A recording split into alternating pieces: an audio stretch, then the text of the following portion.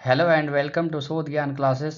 Dear learners, आज शोध ज्ञान क्लासेस के अंतर्गत जीएस के दृष्टिकोण से भूगोल विषय के अंतर्गत कुछ महत्वपूर्ण प्रश्नों को सीखने का प्रयास करेंगे, जो आगामी TET, super TET, C TET के साथ साथ लेखपाल एवं अन्य प्रतियोगी परीक्षाओं के दृष्टिकोण से अत्यंत ही महत्वपूर्ण है। यदि हमारे चैनल को अभी तक लाइक, शेयर और सब्सक्राइब नहीं किए हैं तो चैनल को लाइक, शेयर और सब्सक्राइब जरूर करें। आइए देखते हैं इसी क्रम में पहला प्रश्न, जो इस प्रकार है। व्यवस्थित या क्रमबद्ध भूगोल का जनक किसे कहा जाता है? व्यवस्थित या क्रमबद्ध भूगोल का जनक इराटोस्थनीज महोदय को कहा जाता है। इस प्रकार विकल्प ए सही है। इसी क्रम में अगला प्रश्न है, भूगोल के लिए जियोग्राफिया शब्द का प्रयोग सर्वप्रथम किसने किया? भूगोल के लिए जियोग्राफिया शब्द का प्रयोग सर्वप्रथम इराटोस्थनीज महोदय ने किया। इस प्रकार विकल्प डी सही है। इसी क्रम में अगला प्रश्न है, मानव भूगोल का पिता निम्नलिखित में से किसको कहा जाता है? मानव भूगोल का पिता कार्ल रिटर को कहा जाता है। इस प्रकार विकल्प ए सही है। इसी क्रम में अगला प्रश्न है, भूगोल को मानव पारिस्थितिकी के रूप में परिभाषित करने वाले विद्वान कौन हैं? सही उत्तर है, भूगोल को मानव पारिस्थितिकी के रूप में परिभाषित करने वाले एच बैरोज महोदय हैं। अतः विकल्प सी सही है। इसी क्रम में अगला प्रश्न है, भू आकृतिक विज्ञान का जन्मदाता किसे माना जाता है? भू आकृतिक विज्ञान का जन्मदाता पेसल महोदय को माना जाता है। इस प्रकार विकल्प ए सही है। इसी क्रम में अगला प्रश्न है, भूगोल पृथ्वी को केंद्र मानकर अध्ययन करने वाला विज्ञान है, ऐसा किसने कहा है? भूगोल पृथ्वी को केंद्र मानकर अध्ययन करने वाला विज्ञान है, ऐसा वार्नियस महोदय ने कहा है। इस प्रकार विकल्प ए सही है। इसी क्रम में अगला प्रश्न है, सौरमंडल के बारे में विश्व के समक्ष जानकारी प्रस्तुत करने का श्रेय किस विद्वान को है? सौरमंडल के बारे में विश्व के समक्ष जानकारी प्रस्तुत करने का श्रेय कोपरनिकस को है। इस प्रकार विकल्प ए सही है। इसी क्रम में अगला प्रश्न है, सूर्य के चारों ओर घूमने वाले खगोलकीय पिंड क्या कहलाते हैं? सूर्य के चारों ओर घूमने वाले खगोलकीय पिंड ग्रह कहलाते हैं। इस प्रकार विकल्प ए सही है। इसी क्रम में अगला प्रश्न है, भूगोल भूतल का अध्ययन है, ऐसा किसने कहा था? भूगोल भूतल का अध्ययन है, ऐसा कांट ने कहा था। अतः विकल्प सी सही है। इसी क्रम में अगला प्रश्न है, सौरमंडल में कुल कितने ग्रह हैं? वर्तमान समय में सौरमंडल में कुल ग्रहों की संख्या 8 है। इस प्रकार विकल्प डी सही है। इसी क्रम में अगला प्रश्न है, किसी ग्रह के चारों ओर परिक्रमा करने वाले छोटे आकाशीय पिंड को क्या कहते हैं? किसी ग्रह के चारों ओर परिक्रमा करने वाले छोटे आकाशीय पिंड को उपग्रह कहा जाता है। इस प्रकार विकल्प सी सही है। इसी क्रम में अगला प्रश्न है, ग्रहों की गति का नियम प्रतिपादित किसने किया? ग्रहों की गति का नियम केपलर महोदय ने प्रतिपादित किया। इस प्रकार विकल्प ए सही है। इसी क्रम में अगला प्रश्न है, नॉर्वे में अर्धरात्रि के समय सूर्य कब दिखाई देता है? नॉर्वे में अर्धरात्रि के समय सूर्य 21 जून को दिखाई देता है। इस प्रकार विकल्प भी सही है। इसी क्रम में अगला प्रश्न है, सौरमंडल की खोज किसने की? सौरमंडल की खोज कोपरनिकस ने की। इस प्रकार विकल्प ए सही है। इसी क्रम में अगला प्रश्न है, सौरमंडल का जन्मदाता किसे कहा जाता है? सौरमंडल का जन्मदाता सूर्य को कहा जाता है। इस प्रकार विकल्प डी सही है। इसी क्रम में अगला प्रश्न है, एक ग्रह की अपने कक्षा में सूर्य की अधिकतम दूरी को क्या कहते हैं? एक ग्रह की अपने कक्ष में सूर्य से अधिकतम दूरी को उपसौर कहते हैं। इस प्रकार विकल्प बी सही है।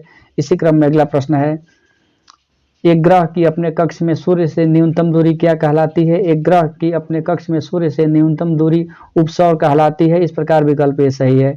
इसी क्रम में अगला प्रश्न है, भूगोल का जनक किसे कहा जाता है? भूगोल का जनक हिकाइटियस महोदय को कहा जाता है। इस प्रकार विकल्प बी सही है। इसी क्रम में अगला प्रश्न है, पार्थिव ग्रहों की संख्या कितनी है? पार्थिव ग्रहों की संख्या 4 है। इस प्रकार विकल्प सी सही है। इसी क्रम में अगला प्रश्न है, क्षेत्रफल की दृष्टि से भारत का विश्व में कौन सा स्थान है? क्षेत्रफल की दृष्टि से भारत में विश्व का 7वां स्थान है। इस प्रकार विकल्प बी सही है। इसी क्रम में अगला प्रश्न है, सर्वाधिक ऊंचाई पर स्थित नौकायन झील कौन सा है? सर्वाधिक ऊंचाई पर स्थित नौकायन झील टिटिकाका झील है। इस प्रकार विकल्प बी सही है। इसी क्रम में अगला प्रश्न है, विश्व की सबसे बड़ी खारे जल की झील कौन सी है? विश्व की सबसे बड़ी खारे जल की झील कैस्पियन सागर है। इस प्रकार विकल्प ए सही है। इसी क्रम में अगला प्रश्न है, अरल सागर झील किस देश में स्थित है? अरल सागर झील कजाकिस्तान देश में स्थित है। इस प्रकार विकल्प सी सही है। इसी क्रम में अगला प्रश्न है, निम्नलिखित में से कौन विश्व की सबसे बड़ी झील है? कैस्पियन सागर विश्व की सबसे बड़ी झील है। इस प्रकार विकल्प बी सही है। इसी क्रम में अगला प्रश्न है, निम्नलिखित में से किस देश को 1000 झीलों की भूमि कहा जाता है? 1000 झीलों की भूमि फिनलैंड को कहा जाता है। इस प्रकार विकल्प ए सही है। इसी क्रम में अगला प्रश्न है, विश्व का सबसे ऊंचा जलप्रपात किस देश में स्थित है? विश्व का सबसे ऊंचा जलप्रपात वेनेजुएला देश में स्थित है। इस प्रकार विकल्प बी सही है, सी सही है। इसी क्रम में अगला प्रश्न है, एंजिल जलप्रपात किस नदी पर स्थित है? एंजिल जलप्रपात कोरोनी नदी पर स्थित है। इस प्रकार विकल्प सी सही है। इसी क्रम में अगला प्रश्न है, कर्क रेखा भारत के कितने राज्यों से होकर गुजरता है? कर्क रेखा भारत के 8 राज्यों से होकर गुजरता है। इस प्रकार विकल्प ए सही है। इसी क्रम में अगला प्रश्न है, स्वेज नहर का निर्माण कब प्रारंभ हुआ? स्वेज नहर का निर्माण 1854 ईस्वी में प्रारंभ हुआ। इस प्रकार विकल्प बी सही है। इसी क्रम में अगला प्रश्न है, कौन सी नहर बाल्टिक सागर को उत्तरी सागर से मिलाती है? कील नहर बाल्टिक सागर को उत्तरी सागर से मिलाती है। इस प्रकार विकल्प सी सही है। इसी क्रम में अगला प्रश्न है, क्रा नहर निम्नलिखित में से किस देश में स्थित है? क्रा नहर थाईलैंड देश में स्थित है, इसलिए विकल्प सी सही है। इसी क्रम में अगला प्रश्न है, विश्व की सबसे बड़ी जहाज रानी नहर है। विश्व की सबसे बड़ी जहाज रानी नहर स्वेज नहर को कहा जाता है, इसलिए विकल्प सी सही है। इसी क्रम में अगला प्रश्न है, निम्नलिखित में से किस एक की सीमा कैस्पियन सागर से नहीं लगती है? इसका सही उत्तर है आर्मेनिया की सीमा कैस्पियन सागर से नहीं लगती है। इस प्रकार विकल्प भी सही है। इसी क्रम में अगला प्रश्न है, निम्नलिखित में से कौन सी एक झील तंजानिया एवं युगांडा के बीच अंतर्राष्ट्रीय सीमा बनाती है? विक्टोरिया झील तंजानिया एवं युगांडा के मध्य अंतर्राष्ट्रीय सीमा बनाती है। इस प्रकार विकल्प सी सही है। इसी क्रम में अगला प्रश्न है, विश्व की सर्वाधिक खारे जल की झील वान झील किस देश में स्थित है? विश्व की सर्वाधिक खारे जल की झील वान झील टर्की में स्थित है। इस प्रकार विकल्प बी सही है। इसी क्रम में अगला प्रश्न है, स्वेज नहर की लंबाई कितनी है? स्वेज नहर की लंबाई 168 किलोमीटर है। इस प्रकार विकल्प बी सही है। इसी क्रम में अगला प्रश्न है, स्वेज नहर कब बनकर तैयार हुआ? स्वेज नहर 1869 में बनकर तैयार हुआ। इस प्रकार विकल्प सी सही है। इसी क्रम में अगला प्रश्न है, किस महाद्वीप को श्वेत एवं गतिशील महाद्वीप के नाम से जाना जाता है? अंटार्कटिका महाद्वीप को श्वेत एवं गतिशील महाद्वीप के नाम से जाना जाता है। इस प्रकार विकल्प भी सही है। इसी क्रम में अगला प्रश्न है, किस महाद्वीप को प्रायद्वीपीय महाद्वीप के नाम से जाना जाता है? यूरोप महाद्वीप को प्रायद्वीपीय महाद्वीप के नाम से जाना जाता है। इस प्रकार विकल्प भी सही है। इसी क्रम में अगला प्रश्न है, निम्नलिखित में से किस महाद्वीप को महाद्वीपों का महाद्वीप कहा जाता है? एशिया को महाद्वीपों का महाद्वीप कहा जाता है। इस प्रकार विकल्प डी सही है। इसी क्रम में अगला प्रश्न है, सवाना घास का मैदान कहाँ स्थित है? सवाना घास का मैदान अफ्रीका में स्थित है। इस प्रकार विकल्प ए सही है। इसी क्रम में अगला प्रश्न है, सामान्यतः डेल्टा की आकृति किस प्रकार की होती है? सामान्यतः डेल्टा की आकृति त्रिभुजाकार होती है। इस प्रकार विकल्प ए सही है। इसी क्रम में अगला प्रश्न है, कौन सी नदी पंजाकार डेल्टा का सुंदर उदाहरण है?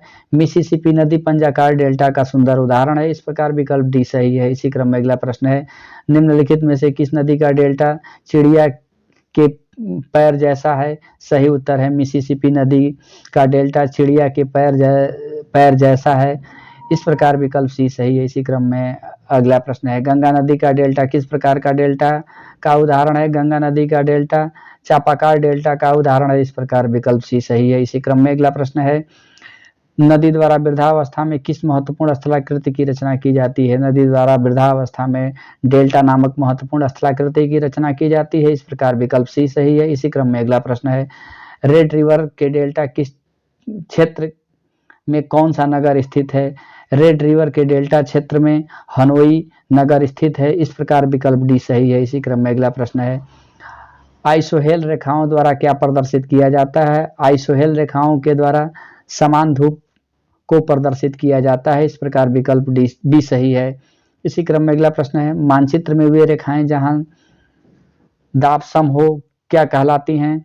मानचित्र में वे रेखाएं जहां दाब सम होता है समदाब रेखाएं कहलाती हैं। इस प्रकार विकल्प भी सही है। इसी क्रम में अगला प्रश्न है, निम्न में से कौन एक भू आवेशित देश है? दिए गए विकल्प में से युगांडा भू आवेशित देश है। इस प्रकार विकल्प सी सही है। इसी क्रम में अगला प्रश्न है, निम्नलिखित में से कौन एक स्थल रुद्ध देश है? सही उत्तर है तजाकिस्तान एक स्थल रुद्ध देश है। इस प्रकार विकल्प भी सही है। इसी क्रम में अगला प्रश्न है, दक्षिणी पूर्वी एशिया का स्थल अवरुद्ध देश है। दक्षिणी पूर्व एशिया का स्थल अवरुद्ध देश थाईलैंड है। इस प्रकार विकल्प ए सही है। क्रम में अगला प्रश्न है, निम्नलिखित देशों में से कौन सा एक स्थल रुद्ध देश है? दिए गए विकल्प में से गैबोन एक स्थल रुद्ध देश है। इस प्रकार विकल्प ए सही है। इसी क्रम में अगला प्रश्न है, शिकागो किस झील के किनारे बसा है? शिकागो मिशिगन झील के किनारे बसा है। इस प्रकार विकल्प ए सही है। इसी क्रम में अगला प्रश्न है, निम्न देशों में से कौन सा एक स्थल रुद्ध देश है?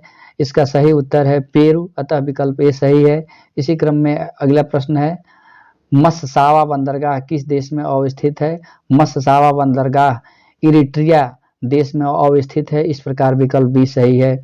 इसी क्रम में अगला प्रश्न है, अफ्रीका के रोम सागरीय तट पर कौन सा बंदरगाह है? अफ्रीका के रोम सागरीय तट पर सिकंदरिया बंदरगाह है, इसलिए विकल्प बी सही है। इसी क्रम में अगला प्रश्न है, कौन सा बंदरगाह यूरोपोर्ट के नाम से जाना जाता है? रॉटरडम बंदरगाह यूरोपोर्ट के नाम से जाना जाता है, अतः विकल्प सी सही है। इसी क्रम में अगला प्रश्न है, निम्नलिखित में से किसे 5 सागरों का पत्तन कहा जाता है? मास्को को 5 सागरों का पत्तन कहा गया है, इस प्रकार विकल्प बी सही है। इसी क्रम में अगला प्रश्न है, यूरोप का सर्वाधिक महत्वपूर्ण बंदरगाह रॉटरडम किस देश में स्थित है? यूरोप का सर्वाधिक महत्वपूर्ण बंदरगाह रॉटरडम नीदरलैंड देश में अवस्थित है, इस प्रकार विकल्प ए सही है। शोध ज्ञान क्लासेस को सुनने के लिए आप सभी को बहुत बहुत धन्यवाद एवं नमस्कार। चैनल को लाइक शेयर एवं सब्सक्राइब जरूर करें।